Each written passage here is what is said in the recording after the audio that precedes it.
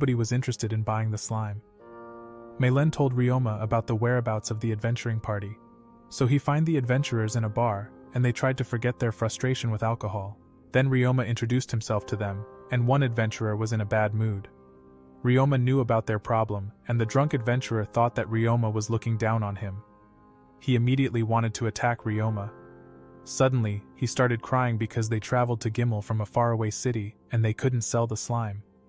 Shin, the leader of the group, apologized to Ryoma for his friend's rude behavior.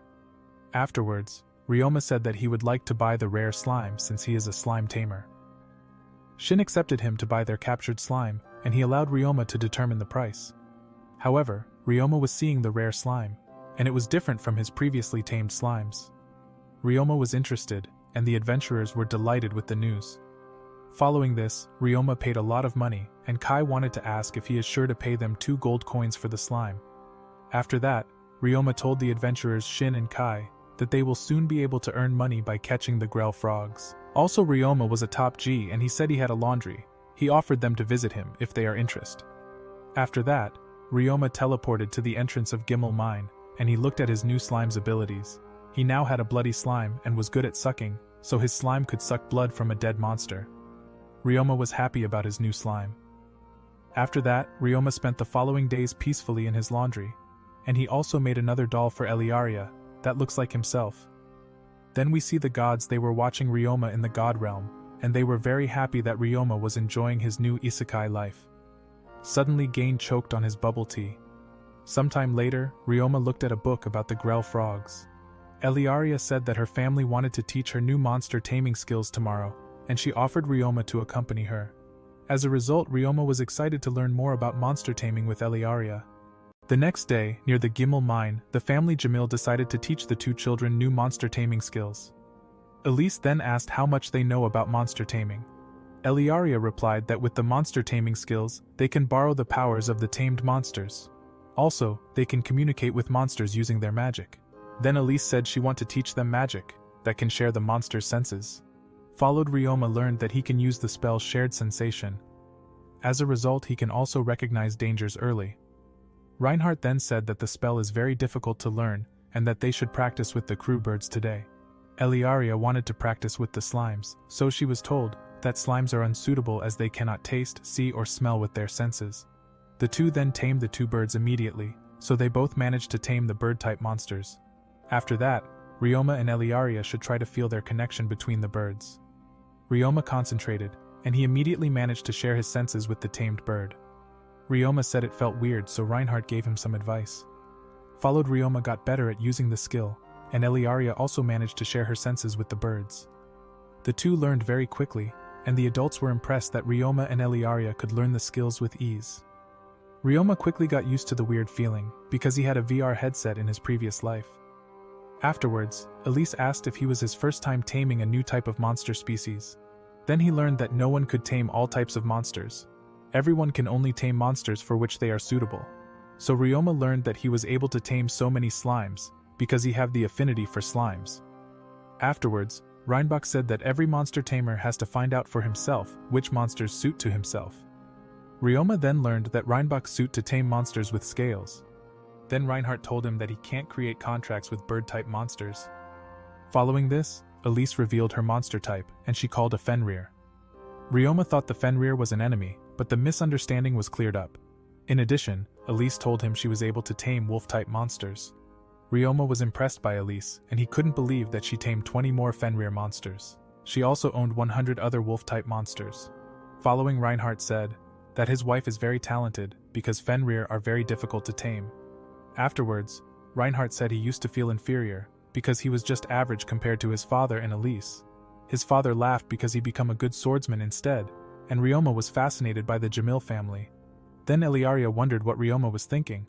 Suddenly, Elise said that Reinbach is much more impressive because he tamed a group of dragons. This is how Ryoma learned that half of his tamed monsters are dragons. Reinbach said he was just lucky and his first monster was a dragon leader. As a result, he was also able to tame his whole group, but he can rarely call them because they are far too powerful. Then Ryoma learned that his dragon lives in the mountains and protects people from danger. Then Elise said that her Fenrir's lives in the woods, and Reinhardt explained to Ryoma that it is difficult for strong monsters to find a suitable place to live. A few days later, we see Ryoma making more waterproof garms, and he sent them to Serge. After that, he went to the Adventurers Guild, and his friends were looking forward to the Grell Frog season. They said that they can use the monster's materials to craft valuable medicine and equipment. They then had a question for Ryoma, because they wanted to know about his work clothes. Walana and Mizelia wanted to avoid getting their clothes dirty, so Ryoma replied that the company Morgan sells work clothes. His friends thanked Ryoma for the information. They immediately decided to visiting Serge to buy work clothes.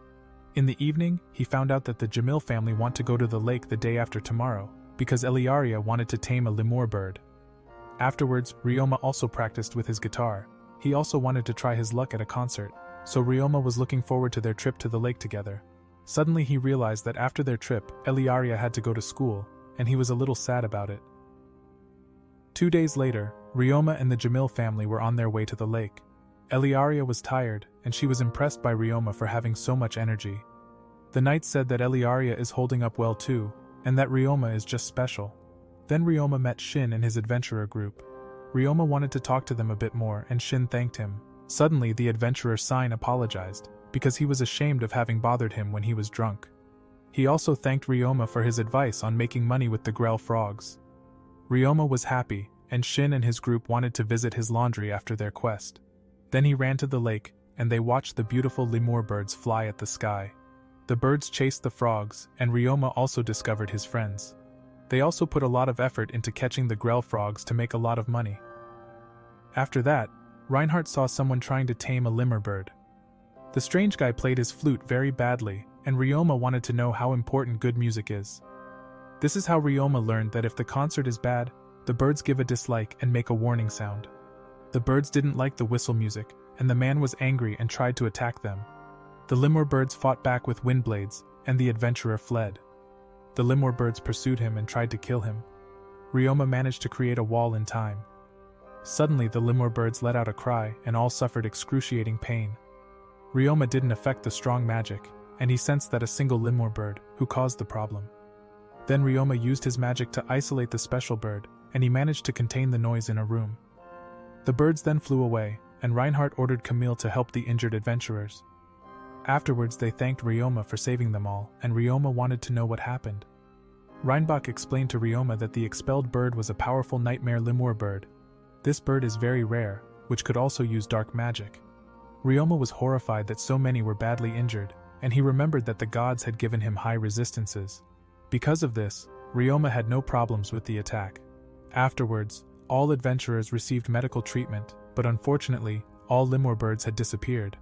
Eliaria wanted to catch a lemur bird, and she decided to wait for their return. Then we see Ryoma's laundry workers. They were working and waited for dinner. Meanwhile, Liling praised the cleaner slimes for their good work, and the twins took care of the laundry. Followed, we see Ryoma waited with Eliaria, that they hoped the lemur birds would return back. Suddenly she said that soon they won't be able to see each other anymore. Ryoma didn't know how to answer to her sad words. Then he tried to cheer her up, but her mother supported him in their conversation.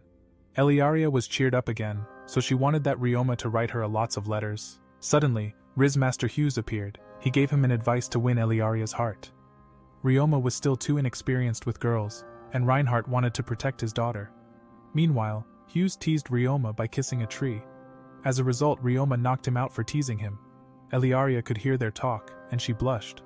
After that, the lemur birds returned, and Ryoma wanted to go far away so as not to scare the lemur birds. But Eliaria told him to stay, because his presence gives her courage. Following, Eliaria started with her concert for the many lemur birds. She played beautiful music, and the birds enjoyed listening to her relaxing melody. Everyone was fascinated by her self-created music, and they enjoyed the beautiful melody together. Then the lemur birds approached Eliaria, and Ryoma wished her luck to tame them all. As a result, Eliaria successfully managed to tame a group of lemur birds, and she was very happy. Then Ryoma wanted to try to tame a few lemur birds with his guitar too. So Ryoma played his music for the lemur birds, and they listened carefully. Ryoma was in his flow, and Hughes had to cry because of his beautiful melody.